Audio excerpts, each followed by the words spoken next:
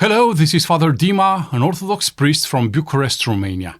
The great expectation of the Great Lent is to ask and to receive forgiveness from God for our sins. Through confession, of course. But for this, we have to fulfill a personal and essential condition. This is to grant forgiveness for those who trespassed against us. And perhaps we need to ask a deeper question. What does forgiveness actually mean? Let's take a concrete example. Suppose someone has wronged you deeply, not in a small way. Let's imagine something devastating.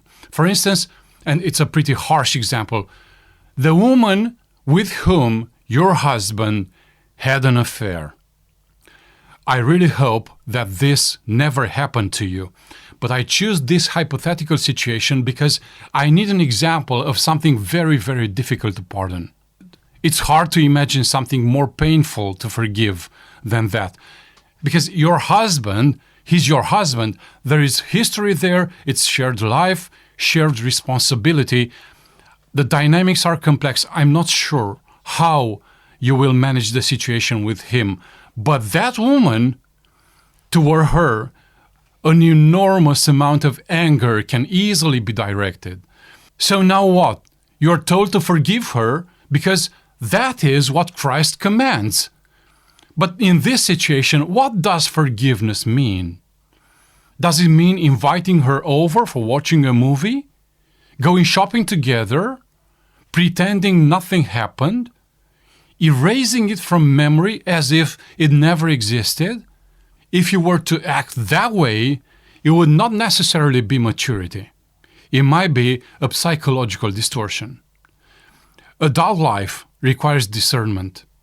You must recognize danger and learn to prevent it. If, through carelessness or mistake, you once walked into a tiger's cage and somehow, miraculously, you escaped alive, walking back into the same cage a second time would not be a virtue. It would not be courage. It would not be courage. It would be foolishness or worse. You need to learn which doors must never again be opened. To forgive someone who has wronged you does not mean becoming amnesic and irresponsible about what they did.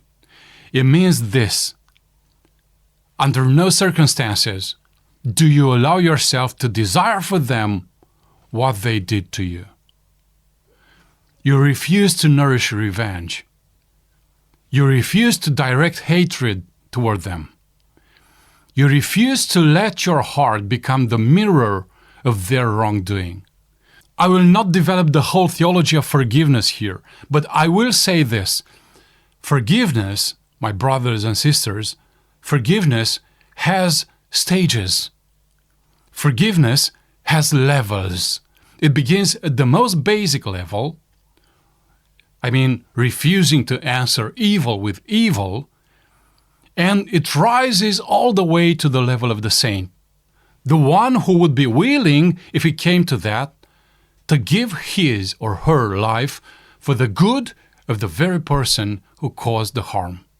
Between the foundational level and that radiant, almost unimaginable summit, there are many intermediate steps. I'd like to make it very expressive, so I will turn to another hypothetical situation. And this way, I will indicate the stages of forgiveness. Imagine that the person who has wronged you very, very deeply is with you on the deck of a ship. You approach him, you approach this person, and he has not seen you yet. You have now the possibility, and please don't judge me for this hypothesis, you could now push him into the water, into the ocean. No one would see you. There would be no witnesses, and your revenge would be complete. Would you do it? Would you do it? If you would not do it, if you cannot even imagine yourself doing it, then you've passed the first stage of forgiveness, the stage in which you no longer wish evil upon the one who has wronged you. All right, but let us imagine that this person who wronged you has fallen into the water by accident. You are alone on the deck. And in this moment, you have the possibility of throwing him a lifebuoy in order to save him, or you could abandon him in the middle of the ocean. What will you do?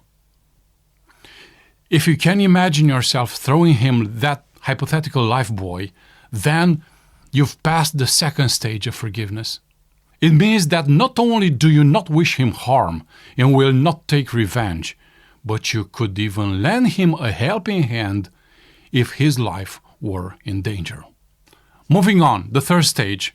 Imagine that this man asks for your forgiveness and also asks you to have a conversation with him so that he may explain the reasons why he did what he did. He wants to clarify things between you. You have the possibility of refusing him, or you have the possibility of going with him to this peaceful face-to-face conversation.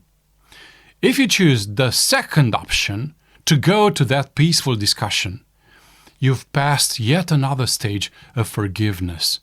You and him will not act like friends, but you're no longer enemies. Okay, the fourth stage of forgiveness would be the following.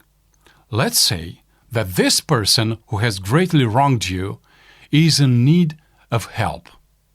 Not something extraordinary, but still something very important for him. For example, he might need something valuable, something that for you does not represent a great effort, but for him would be of great help.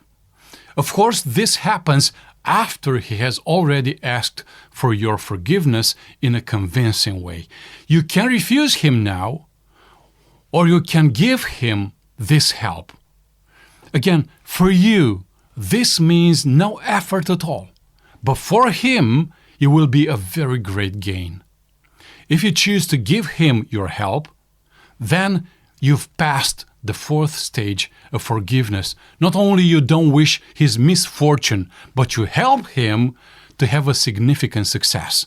You proved you wish him good. And finally, the fifth stage of forgiveness, the highest one, the level of the saints, of the martyrs. The person who wronged you would be in mortal danger, and the only way to save him would be to give your life for him. Of course, you have, again, two possibilities. Certainly, you can refuse to give him this dramatic help, and no one would judge you. You go on living, and he, the one who wronged you so deeply, perishes and disappears. But the other option is to give your life for him. Would you do it? Again, it's only a hypothetical situation, but please think about it. If you would do it, then you've passed the fifth stage of forgiveness.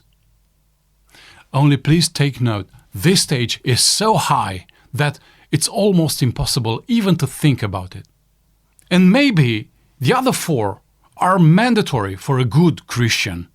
If you are a good Christian, not only do you not wish evil upon your enemy, but wish him well, and you will do what you can for his good.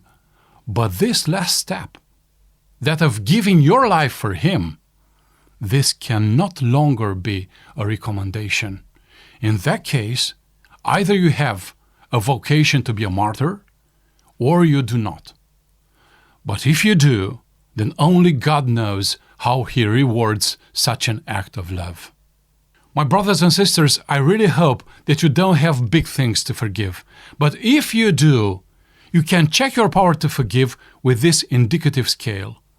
And, of course, you should definitely ask God to increase in you the power to overcome what needs to be forgiven.